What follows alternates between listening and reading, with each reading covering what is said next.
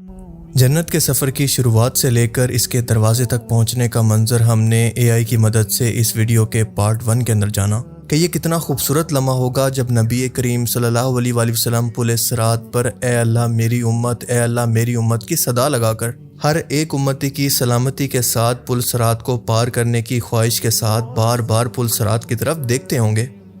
پر اس سفر کے اندر سب سے ایک انتہائی اہم چیز جو کہ میدان محشر کے اندر ہوگی میں نے مس کر دی تھی، جس کا نام ہے حوض کوثر۔ حوض کوثر یعنی جنت کا پانی جو کہ جنت سے زمین پر لایا جائے گا۔ میدان محشر کے اندر حساب کتاب کے وقت جب سورج کی تپش برداشت سے زیادہ ہوگی تو ہر شخص پسینے کے اندر ہوگا، تو نبی کریم صلی اللہ علیہ وآلہ وسلم کو تلاش کرتے ہوئے آپ کے امتی آپ کو اسی میدان محشر کے اندر ایک سایہ دار جگہ کے اندر ملیں گے جہاں پر یہ حوض کوثر کی نہر ہوگی، اور یہ حوض دراصل جنت کی نہر کوثر سے جڑا ہوگا، لیکن میدان محشر کے اندر اللہ کی مرضی سے ظاہر ہوگا تاکہ مومنین کو شدید پیاس کے وقت نبی کریم صلی اللہ علیہ وآلہ وسلم اپنے ہاتھوں سے اس کا پانی پلائیں۔ اس کا پانی دودھ سے زیادہ سفید اور شہد سے زیادہ میٹھا ہوگا، اور اس حوض کے کناروں پر کپ یعنی برتن اتنے زیادہ ہوں گے جتنے آسمان میں ستارے ہیں، اور حدیث میں آتا ہے کہ جو شخص اس سے ایک مرتبہ پانی پی لے گا اس کو کبھی پیاس نہیں لگے گی۔ جنتی لوگ جب حساب کتاب سے فارغ ہو کر جنت کی خوشخبری سن کر دائیں ہاتھ میں اپنا اعمال نامہ لے کر نکلیں گے تو آپ صلی اللہ علیہ وآلہ وسلم ان کو حوض کوثر پر ان کا استقبال کریں گے، سوائے کچھ لوگوں کے۔ اور وہ لوگ کون ہیں ان کے بارے میں خود رسول اللہ صلی اللہ علیہ وآلہ وسلم فرماتے ہیں، جس کا مفہوم ہے کہ اس دن کچھ لوگ بھی ایسے ہوں گے جو میرے حوض کوثر پر آئیں گے، اور میں بڑی خوشی کے ساتھ ان کا استقبال کرنے کے لیے آگے بڑھوں گا کہ اصحابی اصحابی، یہ تو میرے اپنے اصحاب، میرے اپنے لوگ ہیں۔ لیکن فرشتے مجھے بتائیں گے کہ اے اللہ کے رسول، یہ وہ لوگ ہیں جنہوں نے آپ کی وفات کے بعد دین میں نئی نئی بدعات جاری کی اور اس کو بدل دیا۔ نبی کریم صلی اللہ علیہ وآلہ وسلم یہ سن کر فرمائیں گے کہ دور کر دو ان کو میری نظروں سے، میرا ان سے کوئی واسطہ نہیں۔ سو فرشتے ان کو وہاں سے ہٹا دیں گے۔ اب آج بھی جو لوگ کہتے ہیں نا کہ ہر ویڈیو کے اندر تم بدعت کی رٹ لگاتے ہو، لوگ اللہ کے نام پر اس کی محبت کے اندر ہی تو یہ سب کچھ کر رہے ہیں، اور دلوں کا حال تو اللہ ہی بہتر جانتا ہے، تو ہر چیز کو بدعت نہیں کہہ سکتے۔ تو وہ سب لوگ رسول اللہ صلی اللہ علیہ وآلہ وسلم کا یہ فرمان سن لیں کہ آپ نے فرمایا کہ ہر بدعت گمراہی ہے اور ہر گمراہی جہنم میں لے جانے والی ہے۔ اس کا صاف مطلب ہے کہ دین وہی ہے جو کہ رسول اللہ صلی اللہ علیہ وآلہ وسلم نے ہمیں سکھایا اور بتا دیا، وہ مکمل ہو چکا ہے۔ اس میں کسی اضافے کی کوئی گنجائش نہیں سوائے جدید دور کے لحاظ سے اس کے حکم اور اصول کو مشورے سے طے کرنا، اور وہ اصول جو کہ دین کی بنیاد مثلاً توحید وغیرہ جیسے بنیادی عقیدے سے ہٹ کروں۔ اب ذرا چلیں دوبارہ اسی منظر کی طرف جب آپ جنت کے اندر رسول اللہ صلی اللہ علیہ وآلہ وسلم کے ساتھ داخل ہو رہے ہیں۔ ہم یہ مان کر چل رہے ہیں کہ ہم جنت کے سب سے اعلیٰ درجے، سب سے ہائی لیول یعنی جنت الفردوس کے اندر جا رہے ہیں۔ اچانک سے آپ کی نظر ایک جنتی سواری پر پڑتی ہے تو آپ دیکھتے ہیں کہ یہ آپ صلی اللہ علیہ وآلہ وسلم کی سواری ہے جس کو حضرت بلال حبشی نے تھاما ہوا ہے، اور آپ کے پیچھے باقی انبیاء، صحابہ کرام، شہداء اور اولیاء اللہ آپ کے پیچھے چل رہے ہیں۔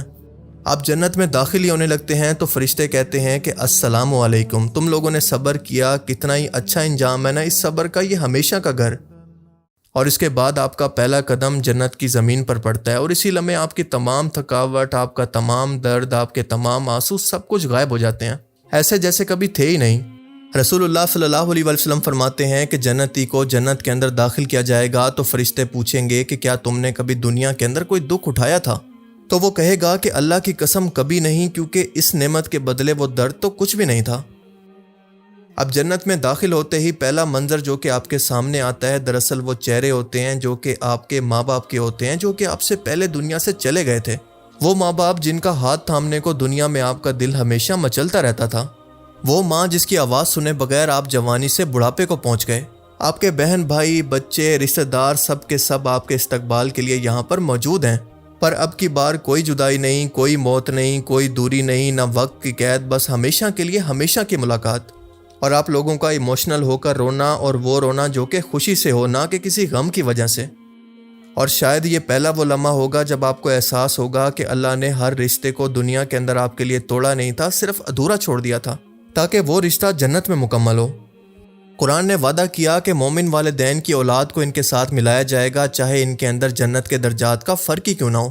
کیونکہ جنت کے بھی درجے ہوں گے، اور سب سے چھوٹے لیول کے جنتی کو اس زمین سے 100 گنا بڑی جنت دی جائے گی۔ اب ذرا امیجن کریں کہ ہماری زمین کا ڈائی میٹر ہے 40,000 کلومیٹر، یعنی اس کی ایک سائڈ سے دوسری سائڈ تک کی گولائی تقریباً 40,000 کلومیٹر ہے۔ اس کا 100 گنا کا مطلب ہے کہ جوپیٹر کے سائز کے برابر ایک شخص کی جنت آلموسٹ۔ اور حدیث میں آتا ہے کہ ایک درجے کا جنتی اپنے سے صرف ایک درجے اوپر کے جنتی کو ایسے دیکھے گا جیسے زمین سے آپ 2 ستاروں کو دیکھتے ہیں۔ اور آج ہماری یونیورس کے اندر ستاروں کی تعداد اور ان کا سائز دیکھیں تو یہ بات خود بخود سمجھ میں آ جاتی ہے کہ کیسے۔ اور سب سے اوپر لیول کی جنت کو جنت الفردوس کہا جاتا ہے، جس کا مطلب ہے کہ جتنا زیادہ بڑا درجہ اتنا زیادہ وہ شخص اللہ کے قریب ہوتا جائے گا۔ اس لیے نبی کریم صلی اللہ علیہ وسلم نے فرمایا کہ جب بھی خود کے لیے یا کسی کے لیے جنت کی دعا مانگو تو صرف جنت الفردوس مانگو، اور اس فردوس کی لگژری کا تو ہم تصور بھی نہیں کر سکتے۔ بس اتنا کہہ سکتے ہیں کہ باقی درجوں سے سب سے زیادہ اعلیٰ، سب سے زیادہ خوبصورت اور سب سے زیادہ انٹینس نعمتیں، خوبصورت محلات، خوبصورت جانور، خوبصورت باغات، لباس، خوشبو، سب کا معیار باقی 99 درجوں سے سب سے زیادہ ہوگا۔ اور اسی جنت الفردوس کے اوپر اللہ کا عرش ہے، اور اسی جنت الفردوس سے جنت کی نہریں بھی نکلتی ہیں۔ آئیں اب ذرا آگے بڑھتے ہیں، اور آپ کے سامنے ہے آپ کا اپنا محل جو کہ انتہائی خوبصورت رنگ کے ہیرے، موتی اور رنگ برنگے پتھروں سے بنا ہوگا۔ رسول اللہ صلی اللہ علیہ وسلم نے فرمایا کہ جنت کے اندر ایک خیمہ ہوگا جو کہ کھوکھلے موتی کا بنا ہوگا، 60 میل لمبا، 60 میل چوڑا اور انتہائی خوبصورت، یعنی ایک گول موتی کے اندر بنا ہوا گھر، جس کو آپ محل کہیں یا پھر خیمہ، یہ آپ کی مرضی۔ اور آپ فرماتے ہیں کہ اس کی دیواریں سونے اور چاندی کی اینٹوں سے بنی ہوں گی، اور اس کے درمیان میں مشک کا گارا ہوگا، اس کا فرش زعفران کا، اور اس کی چھت یاقوت اور زمرد سے بنی ہوگی۔ اور جیسے ہی آپ اس کے اندر داخل ہوں گے تو اتنی پیاری خوشبو ہوگی جو کہ دنیا کے تمام پھول مل کر بھی نہیں بنا سکتے۔ دنیا میں آپ نے جس کرائے کے کمرے کے اندر رہتے ہوئے جس تنگی کے اندر گزارا کیا، صرف حلال کمانے کی خاطر لوگوں نے آپ کو دقیانوس ہونے کے طعنے دیے، صرف مذہبی ہونے کی وجہ سے، اور آپ نے آزمائشوں کے اندر صبر کیا، تو اس محل کو دیکھ کر آپ وہ تمام تکلیفیں بھول جائیں گے۔ آج اس محل کی ہر ایک اینٹ کے اندر آپ کو اس کا صلہ، اس کا اجر نظر آئے گا۔ آپ آگے بڑھتے ہیں اور محل کے اندر تخت پر بیٹھتے ہیں جو کہ سونے اور جواہرات سے بنا ہے، اور قیمتی ریشم کا بستر جو کہ سبز رنگ کا ہے، اور سبز رنگ کے تکیے آپ کے منتظر ہیں۔ اور قرآن اس تخت کے بارے میں کہتا ہے کہ وہ سبز مسندوں اور نفیس بچھونوں پر تکیہ لگائے بیٹھے ہوں گے، اور جو آپ کے چاروں طرف خادم ہیں، قرآن ان کو کہتا ہے کہ ہمیشہ جوان رہنے والے، ہمیشہ تازہ دم، اور ان کی مثال بیان کرتے ہوئے فرماتا ہے جیسے بکھرے ہوئے موتی۔ مطلب آپ نے کچھ چاہا نہیں اور فوراً سے حاضر، مطلب کوئی انتظار نہیں، کوئی مطالبہ نہیں، کوئی تھکاوٹ نہیں، صرف خدمت اور آپ کی عزت۔ اور اسی تخت کے ساتھ آپ کی جنتی بیویاں، جن کو حوریں یعنی بڑی آنکھوں والی عورتیں کہا گیا، آپ کی منتظر ہوں گی، اور اللہ نے آپ کے آنے سے پہلے ان کو آپ کے آنے کی خبر پہنچا دی ہوگی، اور وہ شدت سے آپ کی منتظر ہوں گی۔ آپ کی دنیا کی بیوی ان حوروں کی سردار ہوگی اور آپ کے ساتھ اس تخت پر بیٹھے گی، کیونکہ جنت کے اندر حسد، خود پسندی اور انسیکیورٹی ختم ہو چکی ہوگی، اور اس طرح کی کوئی بھی فیلنگز وہاں پر ایگزسٹ ہی نہیں کرتی ہوں گی۔ اور یہ بات میں خاص طور پر کیوں مینشن کر رہا ہوں، آپ سمجھدار ہیں۔ قرآن پاک ان کے بارے میں فرماتا ہے کہ ہم نے ان کو خاص طور پر جنتی لوگوں کے لیے پیدا کیا، ان کو کنواریاں بنایا، محبت کرنے والی چھوٹی عمر کی حوریں جنت کی مخصوص مخلوق ہیں۔ وہ کبھی بوڑھی نہیں ہوں گی، کبھی ناراض نہیں ہوں گی، کبھی ان کے دل کے اندر کینہ، حسد جیسی کوئی کیفیت پیدا نہیں ہوگی، اور نہ اس سے پہلے نہ ان کو کسی جن نے چھوا اور نہ کسی انسان نے۔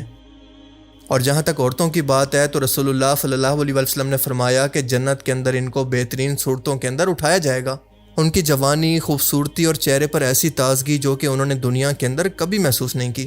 میرا اپنا ماننا ہے کہ شاید جن عورتوں کی دنیا میں طلاق ہو گئی اور انہوں نے اکیلے زندگی گزاری، تو اللہ تعالیٰ ان کی مرضی کے مرد سے ان کا جنت کے اندر نکاح فرما دے گا، ان کی خواہش کے مطابق۔ اب آپ اپنے محل سے باہر نکلتے ہیں تو دیکھتے ہیں کہ سامنے وہ منظر ہے جو کہ قرآن نے خود بیان کیا کہ 4 نہریں آپ کے سامنے موجود ہیں، جن میں سے ایک پانی کی، دوسرا دودھ کی جس کا ذائقہ کبھی نہ بدلے، تیسرا شہد کی جو کہ صاف شفاف ہو، اور ایسی نہر جو کہ لذت کے اندر بے مثال ہو لیکن عقل پر کوئی بوجھ نہ ڈالے، یعنی چوتھی جنت کی شراب۔ اب آپ اپنا ہاتھ بڑھاتے ہیں اور پہلا گھونٹ لیتے ہیں تو آپ کو محسوس ہوتا ہے کہ اس کے اندر وہ ذائقہ ہے جس کے لیے لفظ ہی نہیں ہے، جس کے لیے کوئی مثال ہی دینا ممکن نہیں، اور ایسا ذائقہ جو کہ آپ نے دنیا کے اندر کبھی محسوس ہی نہیں کیا تھا، اور آپ بے اختیار بول اٹھیں کہ اس ذائقے کے لیے تو مجھے دنیا کی ہر تکلیف بھی قبول ہے۔ صرف ایک گھونٹ اور آپ سمجھ جاتے ہیں کہ دنیا کے تمام کھانے پینے کی لذت مل کر بھی اس کی ایک پرچھائی بھی نہیں بن سکتی۔ یہ پینے کے بعد آپ درختوں کی طرف بڑھتے ہیں اور دیکھتے ہیں کہ قرآن کریم کے مطابق نہ ختم ہونے والے، مطلب ان درختوں کا پھل جو کہ کبھی ختم نہ ہو۔ آپ نے ہاتھ اٹھایا اور پھل آپ کے سامنے جھک کر آ گیا، مطلب آپ نے سوچا اور پھل آپ کے سامنے ہے۔ موسم کی کوئی پابندی نہیں، وقت کی کوئی قید نہیں، آپ کو جو پھل کھانا ہے، جس طرح کا کھانا ہے، آپ کے سامنے حاضر ہوگا۔ اللہ کے رسول نے فرمایا کہ جنت کا ہر پھل 70 رنگ کی لذت رکھے گا، یعنی کوئی 2 لقمے ایک جیسے نہیں ہوں گے، ہر ایک کا ٹیسٹ دوسرے سے بڑھ کر ہوگا، اور ہر بار اس کے لقمے کا ذائقہ ایسا ہوگا کہ جیسے پہلی بار کھا رہے ہوں۔ آپ ذرا سوچیں کہ دنیا میں وہ پھل جو کہ آپ کو سب سے زیادہ پسند تھا، جنت میں اس سے ہزاروں گنا بہتر آپ کو ملے اور آپ کبھی کھا کر اکتائیں بھی نہ اس کو۔ ہر بار اس کو کھا کر آپ کو نئی لذت ملے اور ہر بار اس کو کھا کر آپ کو خوشی الگ سے ہو۔ رسول اللہ نے فرمایا کہ جنتی شخص کو جنت کے اندر ایک سبز رنگ کا ایسا پرندہ دیا جائے گا جس پر سوار ہو کر وہ جنت کی جہاں پر چاہے گا، جس درجے کی چاہے گا، سیر کر سکتا ہے۔ امیجن کریں کہ آپ اس پرندے پر سوار ہو کر اڑنا شروع کرتے ہیں تو نیچے دیکھتے ہیں تو آپ کا محل ہے، نہریں ہیں، باغات ہیں، اور اس کے آگے جنت کا وسیع ترین نظارہ، جنت الفردوس کی بلندیاں، جنت عدن کی گہرائیاں، جنت المعاوی کی خوبصورتیاں، اور ایک ایک منزل آپ کے سامنے ہے اور ہر منزل پہلے سے بڑھ کر ہے، اور آپ اس سواری پر سوار ہو کر اپنے رشتہ داروں کو ملنے کے لیے جاتے ہیں، پروفٹ محمد صلی اللہ علیہ وسلم کو ملنے کے لیے جاتے ہیں۔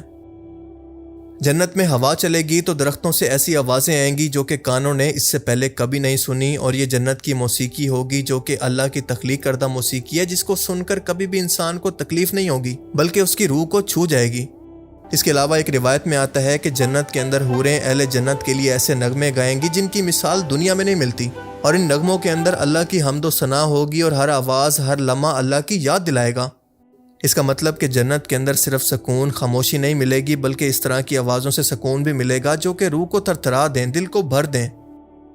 اس کے بعد آپ واپس آتے ہیں اور اپنے پیاروں کے ساتھ بیٹھتے ہیں، اور قرآن اس کے بارے میں کہتا ہے کہ اس دن جنتی لوگ خوش گپیوں کے اندر مصروف ہوں گے اور ان کی بیویاں سایہ کیے ہوئے تختوں پر ٹیک لگائے ہوئے بیٹھی ہوں گی، اور وہ باتیں جو کہ دنیا کے اندر رات کے آخری پہر ادھوری چھوڑ کر سونے جانا پڑتا تھا وہ یہاں پر ہوتی ہیں، کیونکہ یہاں پر کوئی جلدی نہیں، مطلب کوئی 9 to 5 تک آفس جانے کی فکر نہیں، باس کی کال آنے کا یا پھر نوکری چھوڑ دینے کا ڈر نہیں، کوئی کمانے کی فکر نہیں، بس آپ ہیں اور آپ کے پیارے، وقت کی کوئی حد نہیں۔ اور جس طرح سے دنیا کے اندر صرف کمانے کی خاطر ہم نے اپنوں کو وقت دینے کے اندر کنجوسی کی، اللہ نے یہاں پر ہمیں اس کا اجر دیا ہے۔ اور یاد رہے کہ یہ صرف وہ نعمتیں ہیں جن کا قرآن کریم کے اندر تصور بیان کیا گیا ہے تاکہ کسی حد تک انسانوں کو اس کا اندازہ ہو سکے،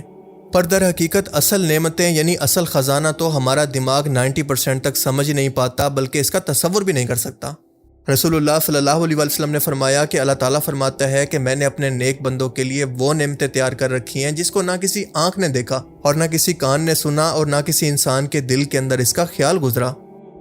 صحیح مسلم میں روایت ہے کہ جنت کے اندر جمعے کے دن اہل جنت کو ایک بازار کے اندر جمع کیا جائے گا، اور وہ بازار جہاں پر کوئی خرید و فروخت نہیں ہوگی بلکہ صرف ایک دوسرے کا دیدار ہوگا، اور جنتی لوگ ایک دوسرے سے ملتے ہیں اور صحابہ کے ساتھ، انبیاء کے ساتھ، اولیاء کے ساتھ ایک دوسرے کو مبارکباد دیتے ہیں، اور جب وہ اپنے گھروں کو واپس لوٹتے ہیں تو ان کی بیویاں کہتی ہیں کہ تم تو اور بھی خوبصورت ہو گئے ہو۔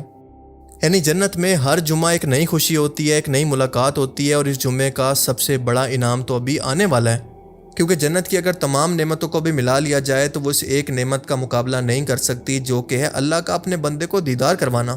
اور بندے کا جنت کے اندر اپنے رب کو اس طرح سے دیکھنا جیسے آپ 14ویں کے چاند کو دیکھتے ہیں۔ اب امیجن کریں کہ آپ محل کے اندر نہروں کے کنارے پھلوں کے نیچے اپنے پیاروں کے ساتھ ہیں جب اچانک سے ایک اعلان ہوتا ہے اور اللہ تعالیٰ ان جنتیوں سے سوال کرتا ہے کہ اے جنت والو کیا تم راضی ہو؟ تو وہ کہیں گے کہ اے اللہ ہم راضی کیوں نہ ہوں، کیونکہ جو کچھ تو نے ہمیں دیا وہ ہماری اوقات سے بڑھ کر ہے۔ تو اللہ فرمائے گا کہ میں تمہیں کیا اس سے بہتر کچھ نہ دوں؟ تو یہ لوگ حیران ہو کر پوچھیں گے کہ کیا اے میرے رب اس سے بھی بہتر کچھ اور ہو سکتا ہے؟ اگر ہے تو وہ کیا ہو سکتا ہے؟ اور پھر اس کے بعد اللہ تعالیٰ اپنا نور ظاہر فرماتا ہے، کیونکہ اس کے بعد پردہ اٹھتا ہے اور اللہ تعالیٰ اپنا حسن و جمال ان لوگوں پر ظاہر فرماتا ہے، اور جب یہ ہوتا ہے تو جنت کی ہر نعمت پیچھے رہ جاتی ہے، محل بھول جاتے ہیں، نہریں بھول جاتی ہیں، حوریں بھول جاتی ہیں، پھل پرواز سب کچھ پیچھے رہ جاتا ہے۔ صحیح مسلم کے الفاظ ہیں کہ پھر جنتیوں کو اس دیدار سے محبوب کوئی نعمت نہیں ہوگی، اور یہ دیدار ہر جمعے کو جنتیوں کو کروایا جائے گا اور ہمیشہ کے لیے ہوگا، اور یہی وہ انعام ہے جس کے لیے ابراہیم علیہ السلام نے آگ میں چھلانگ لگا دی، یوسف نے قید کاٹی، ایوب نے بیماری برداشت کی، اور ہمارے نبی صلی اللہ علیہ وسلم نے طائف کے پتھر بھی برداشت کیے۔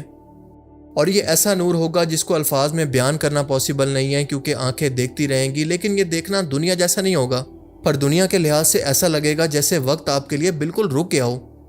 دل مکمل سکون میں ڈوب جائے گا، اور خوشی ایسی ہوگی جس کی کوئی حد ہی نہیں ہے۔ اب ذرا ایک سیکنڈ کے لیے آنکھیں بند کریں اور سوچیں کہ وہ دیدار جو کہ آپ نے ابھی سنا، کیا آپ کو لگتا ہے کہ آج آپ اس کے قابل ہیں؟ اور اگر آپ کے دل نے کہا کہ نہیں تو یہ نہیں ہی دراصل آپ کی سب سے بڑی امید ہے۔ کیونکہ جو شخص خود کو گناہگار سمجھتا ہے اللہ پاک بھی اس کو معاف فرما دیتا ہے اور اس کی ہدایت کے لیے راستہ کھول دیتا ہے۔ اب ویسے تو آپ کے اور میرے پاس موت تک کا وقت موجود ہے، لیکن موت آپ کو آج آ جائے یا پھر کل آ جائے اس کی گارنٹی کسی کے پاس نہیں ہے۔ اور اگر یہ ویڈیو آپ کے دل کو چھو گئی ہو تو ایک کام کریں کہ کسی ایک ایسے شخص کو یہ بھیجیں جس کو اس وقت اس کی ضرورت ہو، اور اسے اللہ کی یہ نعمت اور رحمت کو دیکھ کر اللہ کی یاد آ جائے، اور شاید آپ کا یہ عمل اس کے لیے جنت کا راستہ بن جائے اور آپ کے لیے بھی۔ اللہ تعالیٰ سے دعا ہے کہ وہ ہم سب کو جنت الفردوس عطا فرمائے اور اپنا دیدار نصیب فرمائے، آمین۔